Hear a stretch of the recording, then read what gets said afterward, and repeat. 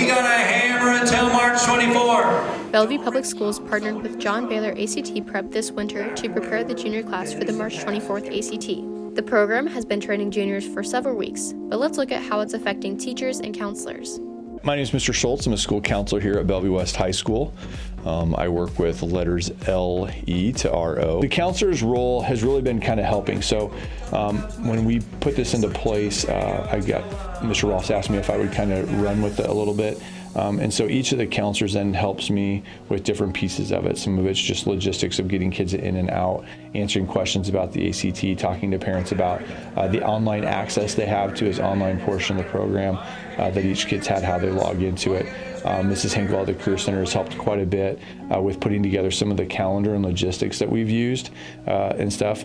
And so it's been more of a support role for the students in encouraging them to use the test prep in preparation for ACT, regardless of whether it's the state test or ACTs that they'll take in the future, because students will have access.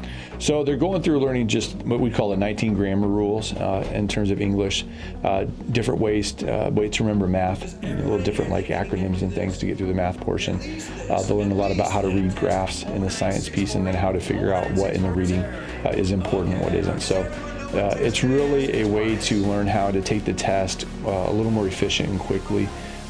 Tips and tricks to get through it, as opposed to having to understand a ton of content so that they can prepare to take the ACT. So it does focus a little bit on the English, again, but just the grammar rules, some basic math, reading graphs, some little bit of science, and then just reading comprehension. My name is Mr. Menken. I teach economics. I think it's a good opportunity for the students, so if that's my part in taking some time away from economics to help, maybe kids get some money for college, I just feel like that's my role or my job to help the kids out as much as I possibly can. So I'm just I tried to motivate them a little bit before we did those things, but sometimes that's a little bit easier said than done. I'm Mrs. Deerstead, and I teach Algebra 2A and Algebra 1-2 this year.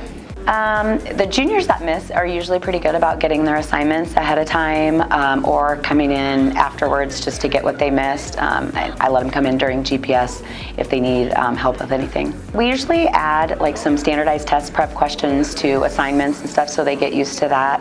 I also like to talk about different ways you might see answers, especially in math, because someone might write an answer a certain way and the book has it another way. So we talk about that with the ACT as well, so that they know that they mean the same thing.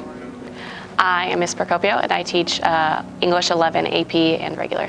To help prepare my students for AP, we have obviously the new John Baylor training this year, so it's a lot of practice tests and quizzes and passages, along with kind of some informational videos that they can look at. So we are showing them kind of what's on the test and tips and tricks to help prepare for that. So the English portion and the reading portion we've done in class, which has been nice because it's just like with me. The math they either did with economics or whole group. So the whole group is the one part that gets a little chaotic because they're pulled out of different classes. So I would be missing about half of a class at a time.